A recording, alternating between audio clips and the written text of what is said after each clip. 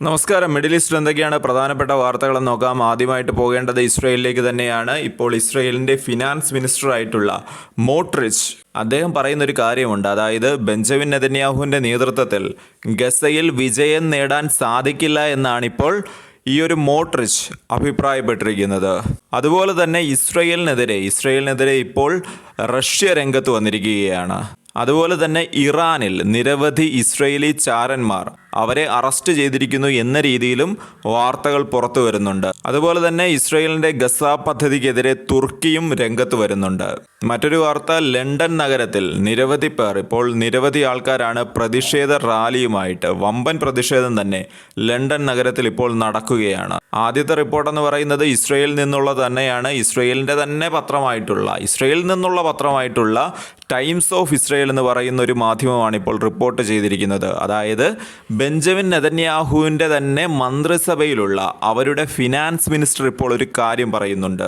ഈ ഒരു ഫോട്ടോയിൽ കാണുന്ന വ്യക്തിയാണ് സ്മോട്രിച്ച് എന്നാണ് ഇദ്ദേഹത്തിൻ്റെ പേര്. തീവ്ര വലതുപക്ഷ നിലപാടുകളുള്ള ഒരു മന്ത്രിയാണ് ഇദ്ദേഹം.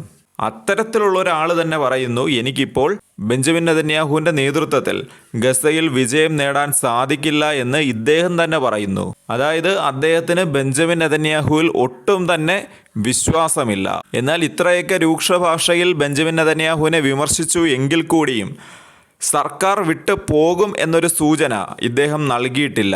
എന്തായാലും സ്വന്തം മന്ത്രിസഭയിൽ നിന്ന് തന്നെ എതിർസ്വരം അത് ഉയരുന്നു എന്നുള്ള കാര്യം ഏറ്റവും പ്രധാനപ്പെട്ട ഒരു കാര്യം തന്നെയാണ്. ഏറ്റവും ഇമ്പോർട്ടൻ്റ് ആയിട്ടുള്ള കാര്യമാണ് ബെഞ്ചമിൻ നെതന്യാഹുവിനെ സംബന്ധിച്ച്. അതായത് സ്വന്തം പാർട്ടിയിൽ തീവ്ര വലതുപക്ഷ നിലപാടുള്ള ആൾക്കാർക്കിടയിൽ പോലും ഇപ്പോൾ നെതന്യാഹുവിന് സപ്പോർട്ട് കുറഞ്ഞു വരികയാണ്. അതായത് സപ്പോർട്ട് കുറയുക എന്ന് പറഞ്ഞാൽ മന്ത്രിസഭ അത് പ്രതിസന്ധിയിലേക്ക് നീങ്ങുകയാണ് എന്ന ഒരു സൂചനയാണ് നമുക്കിവിടെ കിട്ടുന്നത്. ഇതിൻ്റെ ഒരു ചുവട് പിടിച്ചുകൊണ്ട് മറ്റു മന്ത്രിമാരും, അതായത് നെതന്യാഹു സർക്കാരിലുള്ള മറ്റു മന്ത്രിമാരും ഇത്തരം പ്രതികരണങ്ങളോ അല്ലെങ്കിൽ മന്ത്രിസഭ വിട്ടുപോകാനോ ഉള്ള സാധ്യത അത് മുന്നിൽ കാണുന്നുണ്ട്. ഒരുപക്ഷെ വരും ദിവസങ്ങളിൽ കൂടുതൽ മന്ത്രിമാർ ഇത്തരം പ്രസ്താവനകളുമായിട്ട്, അതായത് തീവ്ര നിലപാടുള്ള ഒരു മന്ത്രിക്ക് ഇങ്ങനെ പറയാമെന്നുണ്ടെങ്കിൽ ഒരുപക്ഷെ നെതന്യാഹുവിൻ്റെ മന്ത്രിസഭയിലുള്ള മറ്റു മന്ത്രിമാരും രംഗത്ത് വന്നേക്കാം.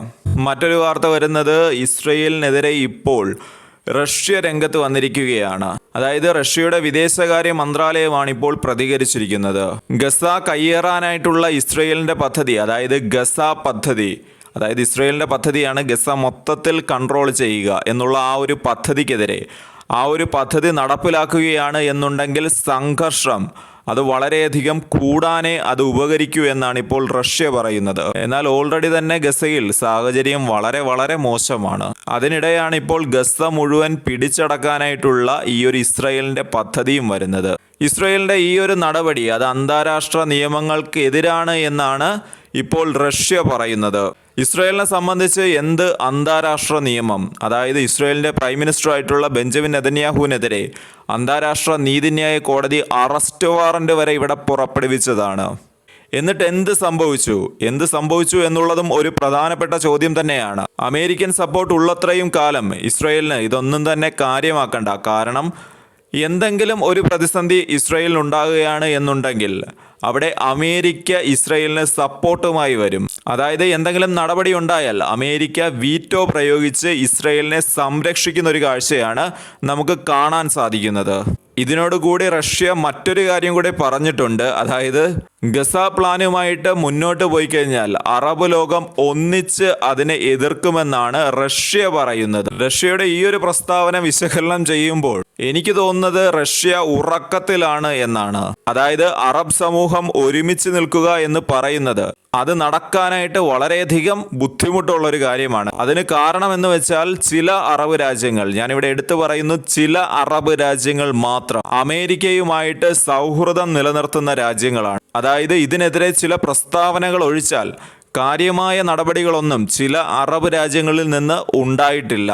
എന്നാൽ ഇറാൻ തുടങ്ങിയ രാജ്യങ്ങൾ അവർ തീർച്ചയായിട്ടും ഇസ്രയേലിന് വെല്ലുവിളി ഉയർത്തിക്കൊണ്ട് തന്നെ നിൽക്കുന്ന ഒരു കാഴ്ചയും നമുക്ക് കാണാൻ സാധിക്കും. എന്നിരുന്നാലും റഷ്യ ഇപ്പോൾ ഗസയ്ക്ക് വേണ്ടി നടത്തിയ ഈ ഒരു പ്രസ്താവന തീർത്തും സ്വാഗതാർഹമാണ് എന്നാണ് പൊതുവെ വിലയിരുത്തുന്നത്. ഇത് സംബന്ധിച്ചിപ്പോൾ റിപ്പോർട്ട് ചെയ്തിരിക്കുന്നത് അൽ ജസീറ എന്ന് പറയുന്ന മാധ്യമമാണ്. മറ്റൊരു വാർത്ത വരുന്നത്, ഇറാനിൽ നിരവധി ഇസ്രയേലി ചാരന്മാരെ അവരെ പിടിച്ചിരിക്കുന്നു, അവരെ അറസ്റ്റ് ചെയ്തിരിക്കുന്നു എന്ന രീതിയിലാണ് ഇപ്പോൾ വാർത്ത പുറത്തു വരുന്നത്. ഏകദേശം 20 പേരെയാണ് ഇപ്പോൾ ഇറാൻ അറസ്റ്റ് ചെയ്തിരിക്കുന്നത്. ഇത്തരക്കാർക്ക് യാതൊരുവിധ ഇളവും ലഭിക്കില്ല എന്നാണ് ഇപ്പോൾ ഇറാൻ പറയുന്നത്. ജൂണിൽ ഇസ്രയേൽ ഇറാനിലേക്ക് നടത്തിയ ഒരു ആക്രമണം, അതിനെക്കുറിച്ചുള്ള വിവരങ്ങൾ ചോർത്തി നൽകിയ ഒരു വ്യക്തി, അതായത് റുസ്ബെ എന്നറിയപ്പെടുന്ന ഒരു ആണവ ശാസ്ത്രജ്ഞൻ, ഇയാളാണ് ഇത്തരം വിവരങ്ങൾ ഇസ്രയേലിന് ചോർത്തി നൽകിയത് എന്നാണ് ഇപ്പോൾ ഇറാൻ പറയുന്നത്. എന്നാൽ ഇദ്ദേഹത്തെ പിന്നീട് വധിച്ചതായിട്ടും റിപ്പോർട്ടുകൾ പുറത്തു വരുന്നുണ്ട്. അതായത് അവിടെയുള്ള ലോക്കൽ മാധ്യമങ്ങൾ തന്നെയാണ് ഇത് റിപ്പോർട്ട് ചെയ്യുന്നത്. ഇപ്പോൾ 20-ലേറെ ചാരന്മാരെ അവരെ പിടിച്ചിട്ടുണ്ട് എങ്കിൽ ഇത് സംബന്ധിച്ച് കൂടുതൽ അന്വേഷണം നടന്നു വരികയാണ് എന്നാണ് ഇപ്പോൾ ഇറാൻ പറയുന്നത്. ഇത് സംബന്ധിച്ചുള്ള കൂടുതൽ വിവരങ്ങൾ വരും ദിവസങ്ങളിൽ ഇറാൻ പുറത്തുവിടുമെന്നും പറയുന്നുണ്ട്. അതിനിടെ തുർക്കിയും ഇസ്രയേലിന്റെ ഗസ പ്ലാനെതിരെ നിലപാടെടുക്കുന്നുണ്ട്. ഇറാൻ പറയുന്നത് തന്നെയാണ് തുർക്കിയും പറയുന്നത്, അതായത് അറബ് രാജ്യങ്ങൾ ഒന്നിക്കണമെന്ന്. ശനിയാഴ്ച ഈജിപ്ത് സന്ദർശിച്ചിട്ടുള്ള തുർക്കിയുടെ വിദേശകാര്യമന്ത്രി അവിടെ വെച്ചാണ് ഇങ്ങനൊരു പ്രസ്താവന നടത്തിയിരിക്കുന്നത്. പട്ടിണി കിടക്കുന്ന പാലസ്തീനികളെ അവരുടെ നാട്ടിൽ നിന്ന്, അവരുടെ മണ്ണിൽ നിന്ന് പുറത്താക്കുകയാണ് ഇസ്രായേലിന്റെ നയമെന്നാണ് ഇപ്പോൾ തുർക്കിയുടെ വിദേശകാര്യമന്ത്രി പ്രതികരിച്ചിരിക്കുന്നത്. മറ്റൊരു വാർത്ത വരുന്നത് ഇസ്രായേൽ ഗസയിലേക്ക് നടത്തുന്ന അധിനിവേശം അത് തടയുന്നതിനായിട്ട് പാലസ്തീനിയൻ അതോറിറ്റി ഇപ്പോൾ അമേരിക്കയോട് ആവശ്യപ്പെട്ടിരിക്കുകയാണ്. നല്ല ബെസ്റ്റ് ആൾക്കാരുടെ അടുത്താണ്, ഏറ്റവും നല്ല ആൾക്കാരുടെ അടുത്താണ് ഇപ്പോൾ ഈ ഒരു അതോറിറ്റി ഈ ഒരു ആവശ്യം ഉന്നയിച്ചിരിക്കുന്നത്. ഈ അതോറിറ്റി പറയുന്നത് ഇസ്രായേലിന്റെ ഇത്തരം നടപടിയിലൂടെ ഏകദേശം 10 ലക്ഷത്തോളം ആൾക്കാരെ കുടിയിറക്കേണ്ടി വരും. ആയിരക്കണക്കിന് സൈനികരെ അണിനിരത്തിക്കൊണ്ട് നിരവധി സാധാരണക്കാരെ നിർബന്ധിച്ച് കുടിയൊഴിപ്പിക്കുക. അതായത് ഇതിനു മുമ്പ് തന്നെ ഗസ സിറ്റിയിലുള്ള ജനങ്ങളോട് ഒഴിഞ്ഞു പോകണമെന്നാണ് ഇസ്രയേലി ആർമി പറയുന്നത്. അങ്ങനെയാണ് എന്നുണ്ടെങ്കിൽ ഇങ്ങനെ ആയിരിക്കില്ല, ഇപ്പോൾ കാണുന്നതിലും ഭീകരമായിരിക്കും അവസ്ഥ എന്നാണ് ഈ ഒരു അതോറിറ്റി പറയുന്നത്. അത് 2 ഭാഗത്തും നാശനഷ്ടങ്ങൾ ഉണ്ടാക്കുമെന്നും ഈ ഒരു അതോറിറ്റി, അതായത് പാലസ്തീനിയൻ അതോറിറ്റി ഇപ്പോൾ പറയുന്നുണ്ട്. അതിനിടെ ലണ്ടനിൽ വലിയ രീതിയിലുള്ള ഒരു മാർച്ച് നടക്കുകയാണ്. നമുക്കറിയാം, വളരെ നാളുകളായിട്ട് ലണ്ടനിൽ നിരവധി മാർച്ചുകൾ, പാലസ്തീന് വേണ്ടി നിരവധി മാർച്ചുകൾ നടക്കുന്ന ഒരു സ്ഥലമാണ് ലണ്ടൻ എന്ന് പറയുന്നത്. എന്നാൽ ഇപ്രാവശ്യം ഒരു പ്രത്യേകതയുണ്ട്. പാലസ്തീനിയൻ ആക്ഷൻ എന്ന് പറയുന്ന ഒരു സംഘടനയെ ഇപ്പോൾ ലണ്ടൻ വിലക്കിയിട്ടുണ്ട്. ഇതിൽ പ്രതിഷേധിച്ചുകൊണ്ടാണ് ഇത്തരമൊരു റാലി ലണ്ടനിൽ നടന്നത്.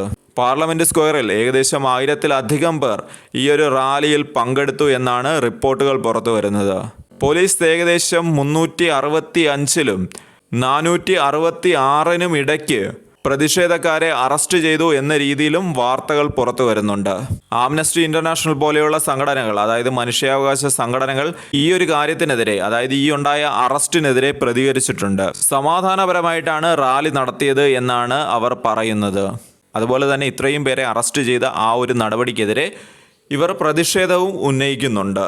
നമസ്കാരം, നിങ്ങൾ ഈ ചാനൽ ഇഷ്ടപ്പെടുന്നുണ്ട് എന്നുണ്ടെങ്കിൽ ദയവ് ചെയ്ത് സബ്സ്ക്രൈബ് ചെയ്യുന്ന കാര്യം ഒന്ന് പരിഗണിക്കുക. അതുപോലെ തന്നെ നിങ്ങൾക്ക് ഇഷ്ടപ്പെട്ടെങ്കിൽ മാത്രം ലൈക്ക് ചെയ്യുക. അതുപോലെ തന്നെ ഷെയർ ചെയ്യാനായിട്ടും ശ്രമിക്കുക. നന്ദി.